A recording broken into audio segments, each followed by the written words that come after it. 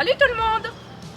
Alors, tout d'abord, on voulait commencer la vidéo par vous dire un énorme merci pour notre précédente vidéo où on a eu vraiment une énorme dose d'amour avec tous vos commentaires et ça nous a vraiment motivés à continuer à vous partager le début de toutes nos aventures. Donc, chose promise, chose due, ce soir, c'est le Tapator Tour. On ne vous l'avait pas dit, mais notre petit engin s'appelle Tapator. Pourquoi Tapator? Parce que c'est la marque Thor et qu'avec Karl on aime les jeux de mots, donc on l'a appelé Tapator. Donc Tapator, c'est un Thor échelon LC25 de 2022. Thor échelon puisque c'est la marque Thor. Échelon parce qu'au Canada le échelon c'est le nom qui est utilisé pour la gamme qui est plus connue aux États-Unis sous le nom de Quantum. LC25, 25 pour 25 pieds de long. Ce qui fait 1 mètre. Plus ou moins 7,60 m. Largeur à peu près 2,60 m, 2,50 m et hauteur on a plus ou moins 3 mètres ou 11 pieds 2 pouces pour ceux qui ne sont pas dans le métrique. Alors la vidéo va se passer où Karl va vous montrer tout l'extérieur et moi je continuerai avec l'intérieur. C'est parti! Pour le tour de Tapator, on va commencer par l'engin motorisé. Donc c'est un Ford E450, c'est l'équivalent du pick-up F450, moteur V8 7 litres 3, 350 HP, 450 Nm de torque, de feet de torque, monté sur des 16 pouces. Consommation plus ou moins, avec les 19 000 km qu'on a déjà parcouru, on est entre 24 et 25 litres au 100, ce qui nous donne une autonomie d'à peu près 800-850 km. Très agréable à conduire, très souple, boîte automatique, c'est très appréciable. Au niveau du véhicule en lui-même, première chose que vous avez constaté, c'est qu'on a un très grand auvent qui fait 16 pieds sur toute la longueur du véhicule. On a donc l'auvent,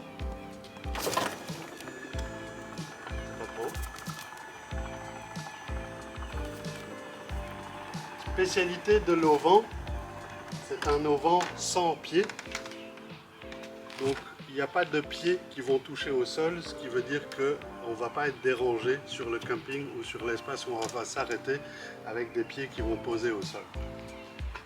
L'auvent dispose également d'une lumière LED, qui est beaucoup plus utilisée la nuit, mais qui donne tout un éclairage extérieur qui est fort appréciable quand on est sur un spot extérieur.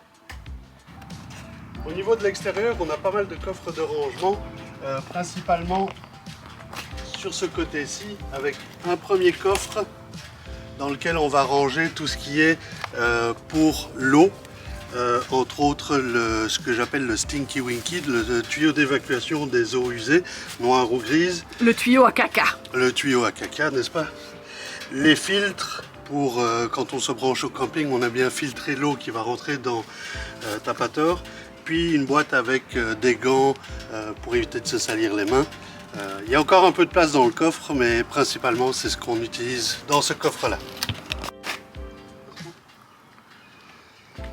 Un deuxième coffre de ce côté-ci qui lui est assez grand et très intéressant.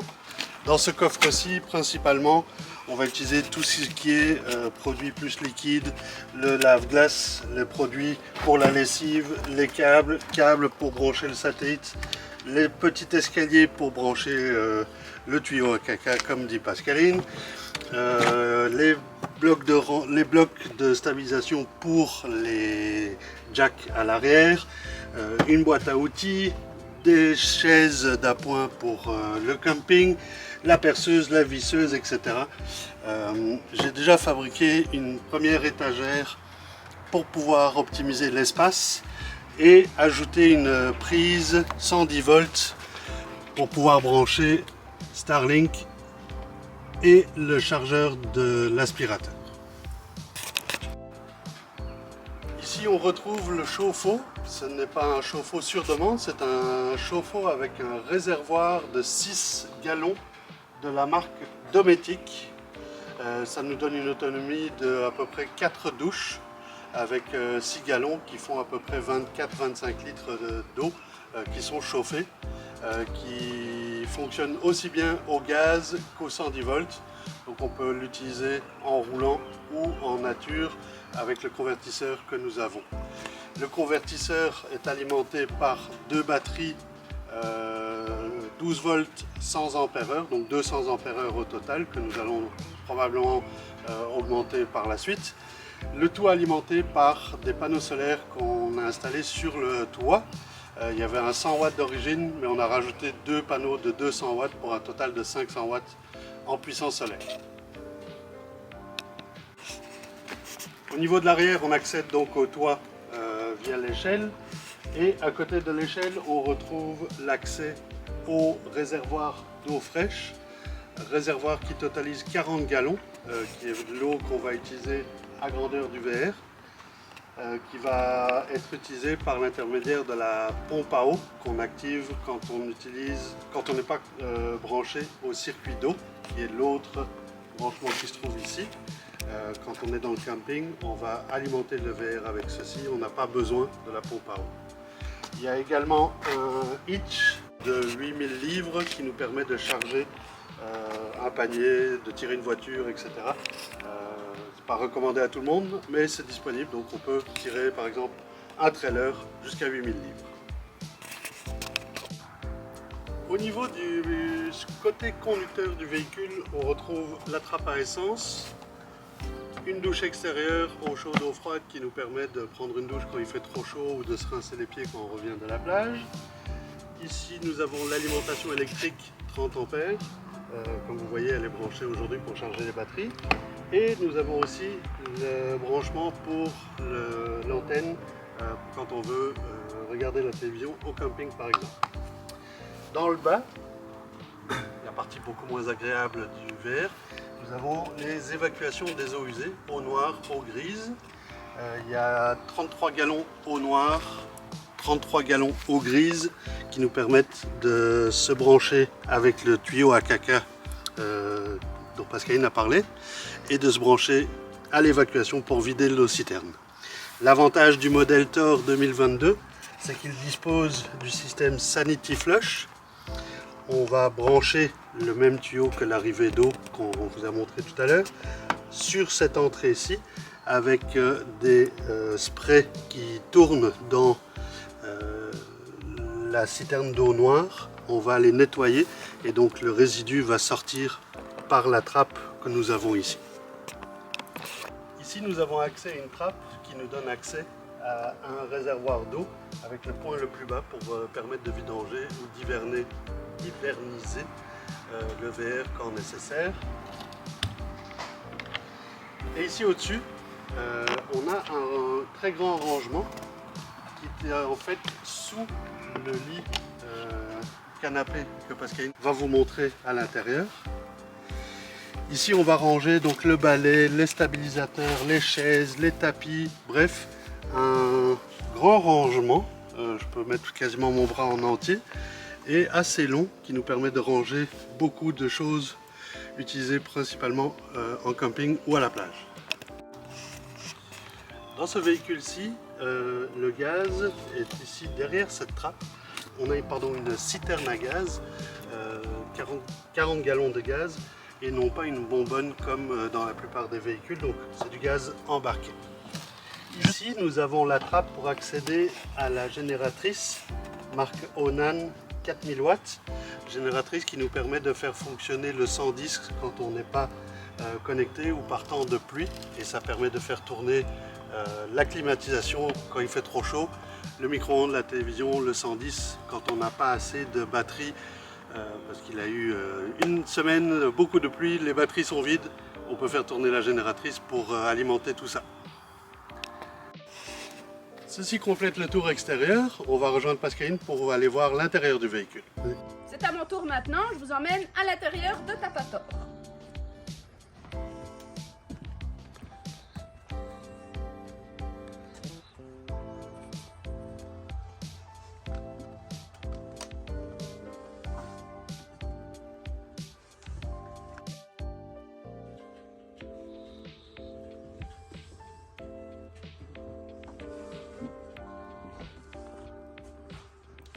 Alors, comme vous pouvez le voir, nous on l'a choisi parce qu'on a vraiment aimé sa taille intérieure une fois que le slide est ouvert. On a aimé le fait qu'il soit clair et pas comme tous les autres marron foncé. On a aimé vraiment l'espace qu'il proposait.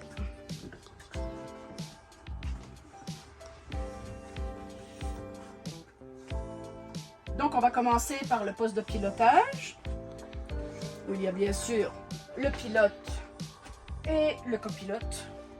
C'est moi, entre parenthèses. C'est toujours Carl qui conduit, donc voilà. Ici au-dessus, on appelle cet espace-là la capucine. C'est un espace de lit. On replie les matelas, puis ils viennent jusqu'ici. Et c'est le lit de Carl. Parce que quand on voyage dans Papator, on dort chacun dans son lit. Vu qu'on est un peu gros tous les deux, on a de la place comme ça, chacun dans son lit, et on ne doit pas s'emboîter pour dormir. On continue avec la partie cuisine. Ici, dans l'armoire ici, on va ranger tout ce qui est trousse de premiers soins, trousse de médicaments et tous les appareils électriques que Carl utilise, etc. Ici, dans la partie cuisine, on a un grand évier quand même qui est assez profond. C'est assez facile d'y faire la vaisselle, mais ça c'est la job de Carl, la vaisselle. Ici en dessous, on a une armoire où se trouve la poubelle, quelques petites réserves et bazar électrique dont je ne sais pas l'utilité. Ici au-dessus, on a notre armoire avec notre service, donc assiettes, bols, verres, tasse à café et tout ce qu'on a besoin. On continue avec ici au-dessus. On a encore un espace de rangement dans lequel il y a des saladiers, des petites choses pour cacher la lumière des lanterneaux ici pour la nuit, c'est très pratique. Un four à micro-ondes qui est de taille tout à fait raisonnable et qui fonctionne très bien. On a même une hotte. On a 3 brûleurs au gaz qu'on n'utilise pas beaucoup, parce qu'on mange souvent froid quand on part l'été. Ou des barbecues à l'extérieur. Ou des barbecues à l'extérieur.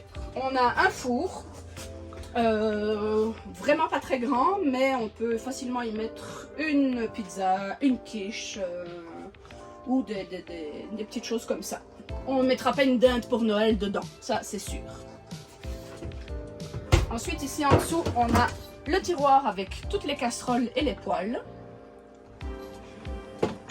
Ici, nous avons 4 tiroirs, dont un avec une espèce de petite cache secrète dont on ne sait pas trop à quoi ça sert, peut-être pour mettre l'éponge.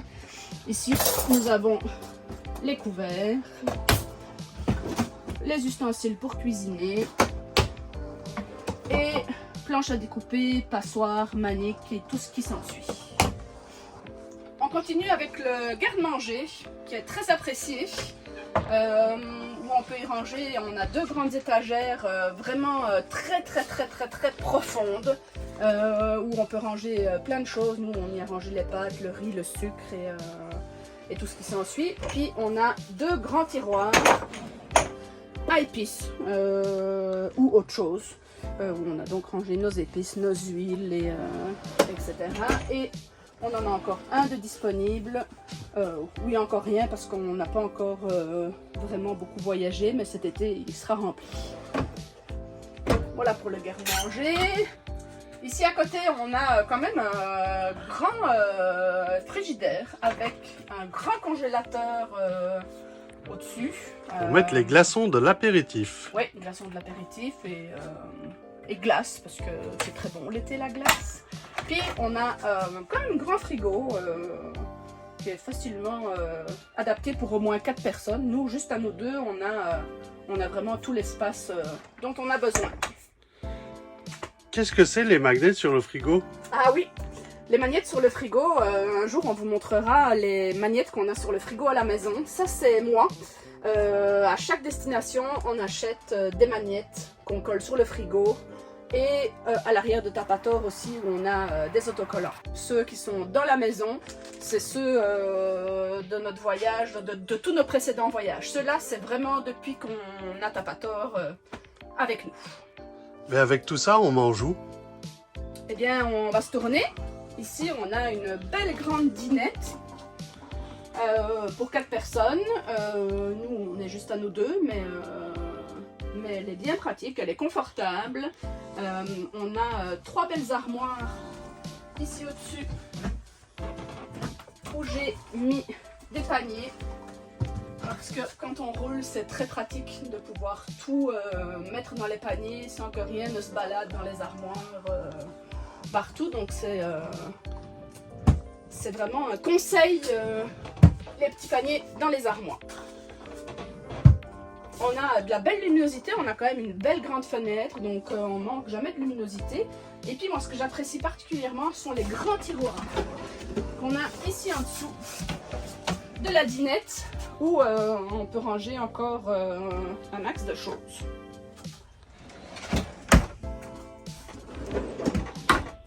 La dinette qui se transforme en lit. Quand on baisse la table, on ramène les matelas et ça fait un lit 2 personnes qu'on n'a pas beaucoup utilisé, nous, puisqu'on a chacun notre lit. Mais me direz-vous où je dors, moi? Mais oui, où tu dors? Eh bien, je dors derrière ce fabuleux panneau. Je vais vous montrer comment on le déplie. Tadam! Et voici mon lit, à moi toute seule, qui est vraiment maintenant confortable, parce qu'on a évidemment changé le matelas qui était vraiment très pourri. On a 3 grands espaces de rangement au-dessus du lit, qu'on n'a encore pas beaucoup utilisé, mais qui est très pratique, avec une fenêtre, parce que il faut savoir que moi j'aime dormir la fenêtre ouverte, été comme hiver. Ici en dessous du canapé, on a encore un rangement qui est assez grand, qu'on n'utilise pas. Puis je vais vous emmener dans la salle de bain. Ah non, d'abord on va introduire la deuxième télévision qu'on a dans Tapator. Vous savez qu'en Amérique du Nord, on aime beaucoup regarder, ou plutôt au Québec, on écoute la télévision. Donc ici on a rangé tout ce qui est jeux de société, le grand rideau qui nous permet toute l'intimité qu'on met sur le poste de pilotage. Et voilà, ici on a 2 très très grands tiroirs, encore avec des petits bacs. J'adore les petits bacs. Hop, et ici le même, sans les petits bacs. Et puis je vais vous faire rentrer dans la salle de bain.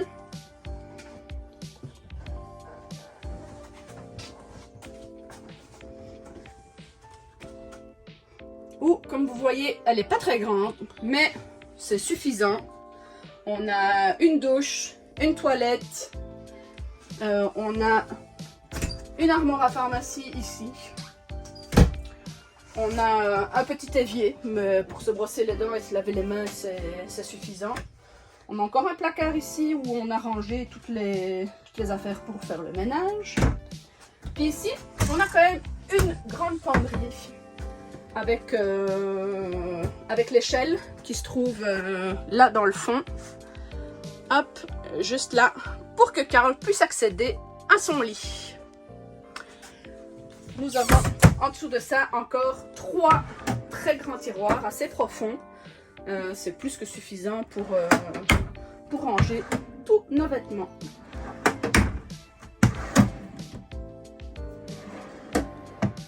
Ah, j'ai oublié de vous préciser qu'ici, on a un rideau de séparation où on peut fermer tout le lit, mais on ne l'a jamais utilisé du tout.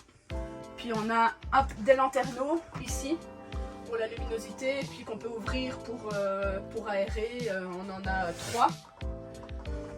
Puis on a aussi l'air climatisé qui faisait énormément de bruit au départ, donc on a rajouté un truc qui coupe le bruit. le RV AC Silencer. On reviendra là-dessus dans une autre vidéo par la suite. Oui, il nous a été offert par la marque et on est vraiment très très satisfait. Bon, voici qui termine le Tapator Tour. J'espère que ça vous a plu. N'hésitez pas à nous dire éventuellement en commentaire quel type de véhicule vous avez chez vous. Ou éventuellement ce que vous avez aimé ou pas aimé dans notre VR. N'hésitez pas à liker la vidéo, à vous abonner, à la partager et tout ce qui s'ensuit. On compte sur vous, la suite bientôt dans la chaîne. N'oubliez pas la petite cloche, comme ça vous allez être notifié dès qu'on publie une vidéo. Et on va partir sur la route très bientôt, donc il y aura beaucoup de nouvelles à venir très bientôt. Merci à tous, bye! À la prochaine!